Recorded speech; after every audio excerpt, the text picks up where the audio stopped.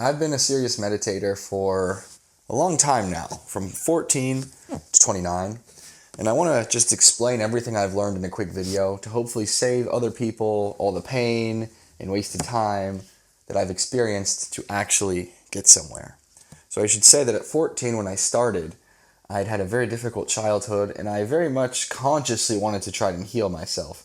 I was lucky enough to encounter lots of documentaries and talks by people like Terrence McKenna, Alan Watts, and honestly even Joe Rogan and the way he would talk about drugs and shamanism and things like that. And I thought, well, this is probably the answer.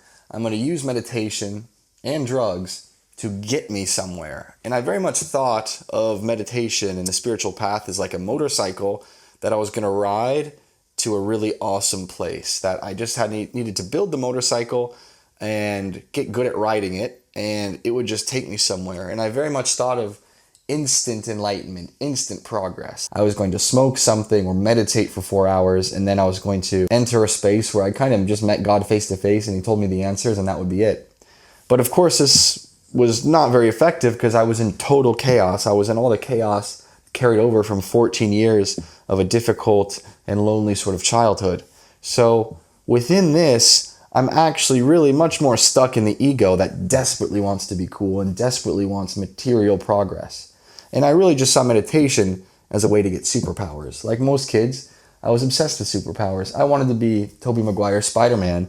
And really, this was just a slightly more mature version of that desire. I wanted to be special. I wanted to be able to have visions and maybe be mysterious and have powers like the gurus of India. But for all that, it got me to take it seriously, very seriously. And so I actually established a meditation practice that carried on through this whole time.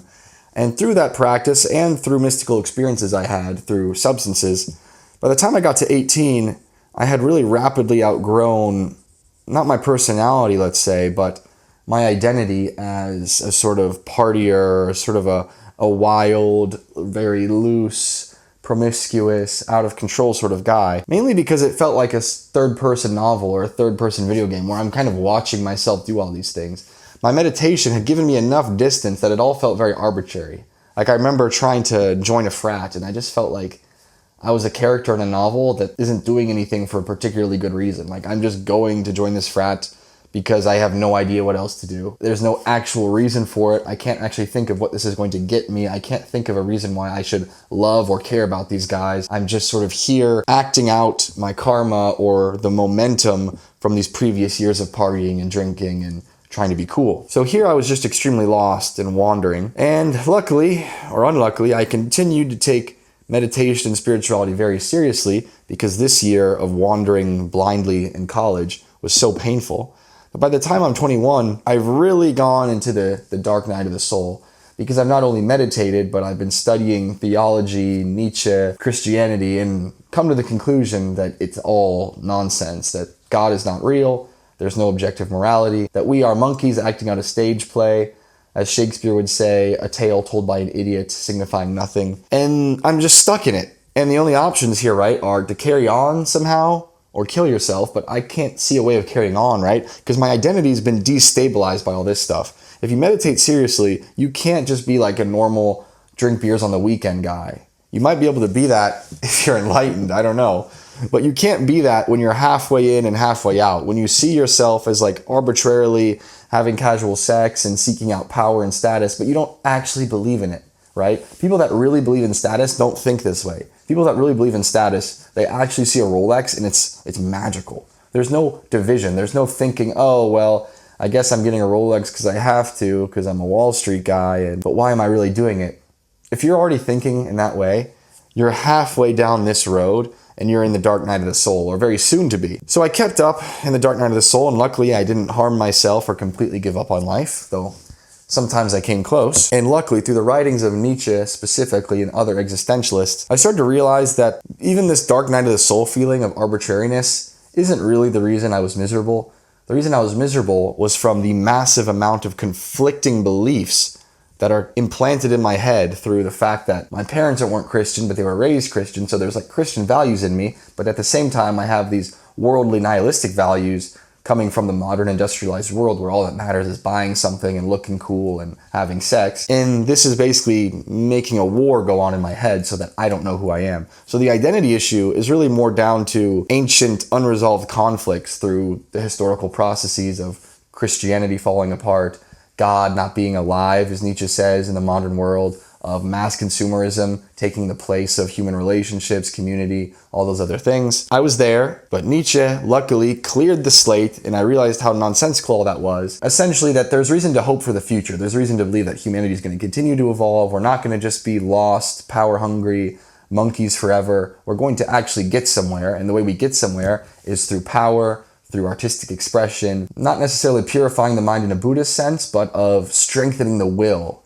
of making your will clean and pure in the sense that it doesn't take on things that make it weaker. It just goes after power, glory, creation, energy. And that's enough to not make you want to die. And here at this point, I am meditating, but I'm not taking meditation that seriously because I just see it as a way of becoming more powerful. So to me, meditation is really not much more than like a cup of coffee or a good smoothie. I would sit and meditate, maybe for an hour even, and I would come away with a buzz, but not much more than a buzz. I just felt good. It didn't really signify any change in my personality. But then we keep going to 25, and here, weirdly, I've regressed because I'm still, after all this time, desperately seeking after God through meditation, but also desperately seeking worldly achievement. So here, I just feel kind of stuck.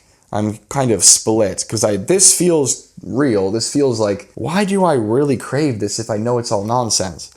And this feels like, well, I practically need this to be an important human being. I don't want to be homeless on the street, so clearly I need to be pursuing money and glory. But then this feels so important, even though I've watched hundreds of hours of content disproving the existence of God or the importance of enlightenment or anything like that. But luckily, because I still felt lost, I kept going, meditating and meditating and meditating until finally something changed.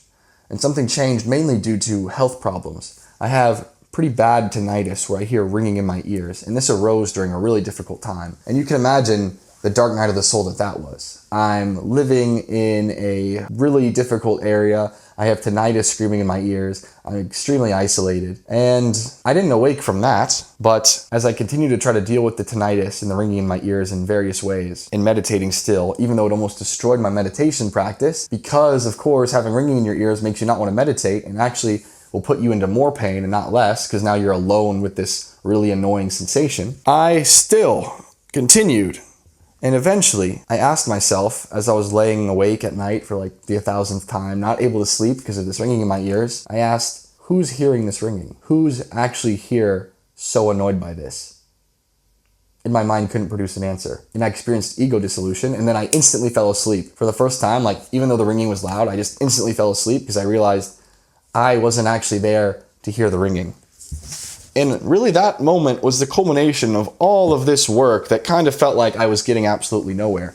All of this was trying to dissolve the ego and not getting anywhere, because at the end of the day, right, I saw Buddhism, I saw meditation, I saw God, I saw mysticism as a way of getting superpowers, right? So it was really just an overlay on my ego, on my selfish desires. And this is what's so hard to escape, is essentially, us human beings think that we just necessarily are selfish, right? We think, well, it's just a fact of nature that, like, I care more about my friends than random people in Uganda. I care more about myself than I care about my friends. That's just how we're programmed. That's how we survive, because we're intelligent apes that need a certain amount of energy to live, and so we have to collect resources and get the energy and yada, yada, yada. It's all very rational and clean, and it makes sense. But what does it lead to? Confusion, boredom, and constant yearning for more. The sense that all these intelligent and brilliant people throughout history believed in God and believed in something more, and yet I don't. And yet I have more information than them, so I guess I must be right and they must be wrong. But once that passed, through that moment of ego dissolution, interesting things start to happen. When the mind goes silent, you tap into a deep kind of intuition. And I drew here like a bird and the sun, because it really feels like I'm just able to clearly perceive things as I did, let's say, when I was like 8 years old. You can kind of remember, and it's actually memed quite a lot, that like when you're 8 years old, and for people my age, it's like the early 2000s where it felt like this, colors were brighter,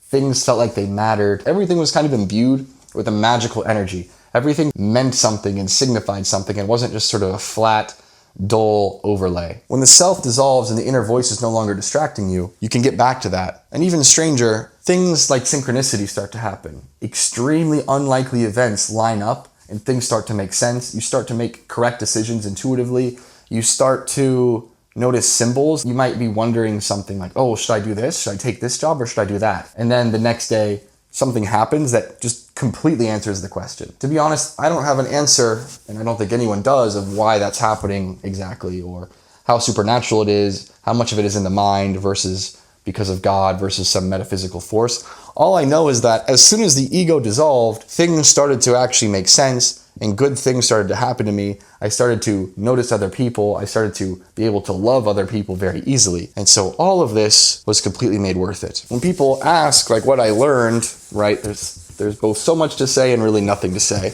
because it's hard to transmit that through verbal discourse. But there's one metaphor of the Buddha that I think might be his most profound statement that I want to point out. So you have a dog.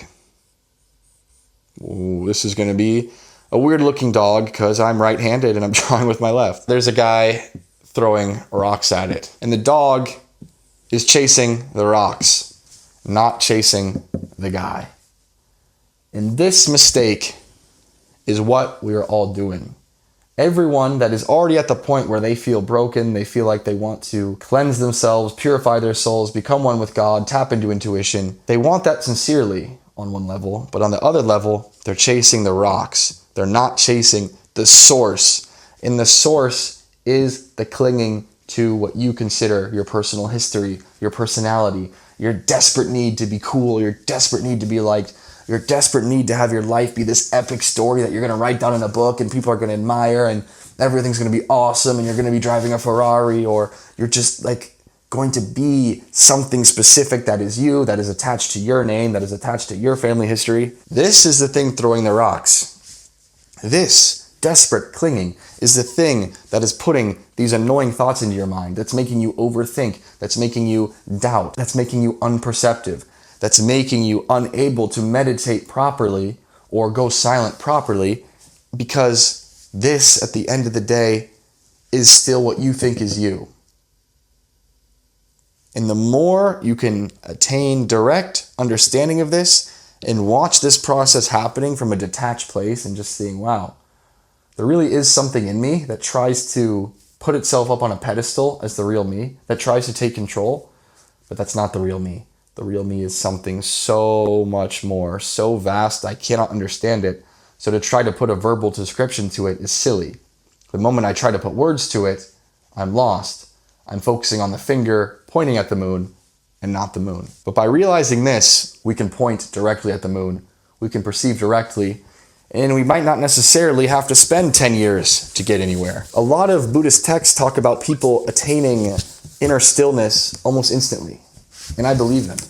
They talk about guys that heard the sutra and then just were enlightened immediately. Now, that's not most modern people. I really think that comes down to the fact that modern people have so much going on in their heads. The voice is so strong, the self-belief is so strong, the rationalistic doubt about anything supernatural or special or transcendent is so strong that hearing a Buddhist text is not going to do anything for you, because what do you think about that Buddhist text? Do you think, oh, it's just like a weird text that like an old Chinese guy made a long time ago, when you probably have like a mental image of like like a caricature of Chinese culture, a caricature of Buddhism. And on Christianity's side, same thing. You have a caricature of like a pastor in a megachurch, a caricature, a silly like image of Jesus as this guy yelling at people or performing magic tricks. So when you hear these things, they do nothing for you. And that's the thing about my story that I think is important, is if you're not getting anything from these practices and these texts, what needs to come first, right, is not constructing a practice or constructing an idealized vision of what it's like to be enlightened.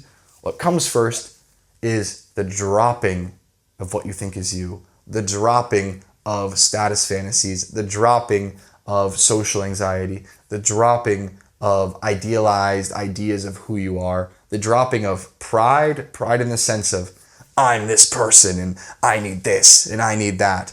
All of these things as a function of verbal conceptual thought. Those things are so powerful in modern people that it takes this much practice to get anywhere, in my experience. So I hope that's useful. I know it's not a clean or perfect story, and it's obviously not a comprehensive autobiography or anything like that, but broad brushstrokes, this is what 10 years, 11 years, no, 14, 29, 16 years, no, 15 years of meditation did for me. I hope that 15 minutes can do the same thing for you.